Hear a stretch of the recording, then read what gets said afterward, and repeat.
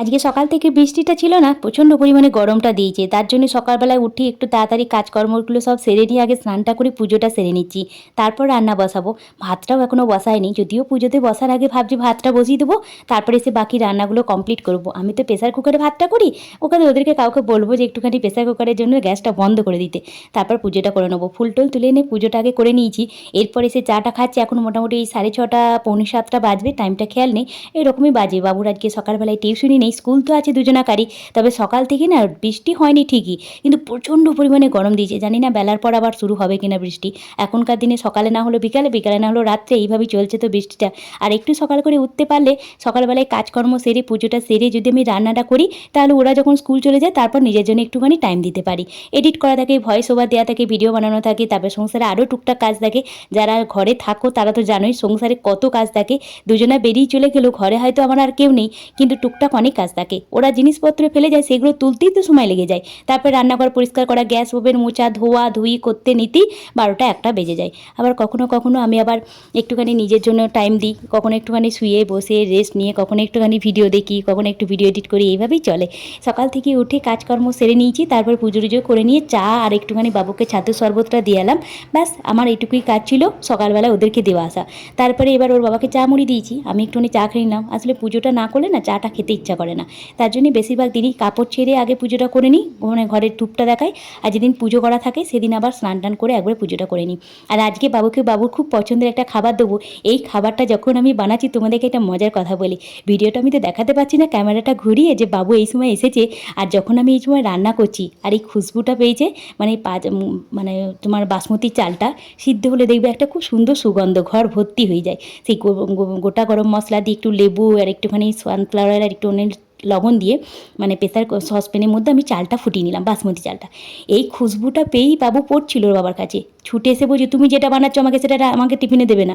আমরা তুই কী করে জানলি যে আমি কী বানাচ্ছি? আমি বুঝতে পেরেছি খুশবুটা দেখে, তুমি আগেও আমাকে একবার দিয়েছিলে, আমি খেতে পাই না, বন্ধুরা সবাই নিয়ে নেয়, এক চামচ করতে করতে আমি শেষকালে 2টো টিফিনে কিছুই থাকে না আমার। তার জন্য তুমি আমাকে দেবে না, তুমি আমাকে রুটি পরোটা কিছু দিয়ে দাও না। দেখ বাবা, এত মেহনত করে পরিশ্রম করে করছি, তোর বাবাও পছন্দ করে খেতে, দিদি না একটু বেশি করে দেবো, তুমি দিচ্ছ, তুমি কি ছেলেকে ভোকা রাখতে চাও? ওর কথাটা শুনে আমি হেসে দিয়েছি, ওর বাবাও হাসছে।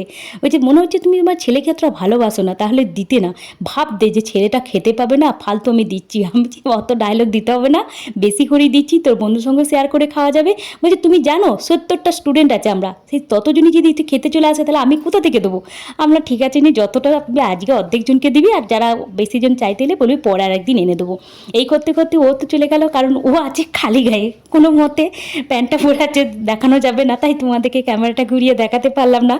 আর যদিও বলেছে ভিডিওতে এগুলো যেন বলবে না, আমি যে তুই যেটা করছিস সেটা না বললে হয়, জানতে তো হবে যে আমার বাবু মাঝে মাঝে কত সুন্দর সুন্দর কথা বলে।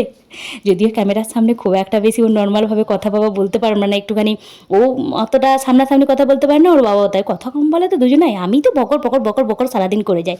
দেখো এই করতে করতে পনিরটা ছোটো ছোটো টুকরো করে নিয়ে লাল লাল করে ভেজে নিলাম একটু লবণ দিয়ে, আর একটুখানি কাজু বাদাম আর কিশমিশটাকেও ভেজে তুলে নিয়েছি। আমি কিন্তু কোনো রকম আজকে ঘি দিইনি, কারণ প্রচণ্ড পরিমাণে গরম তো।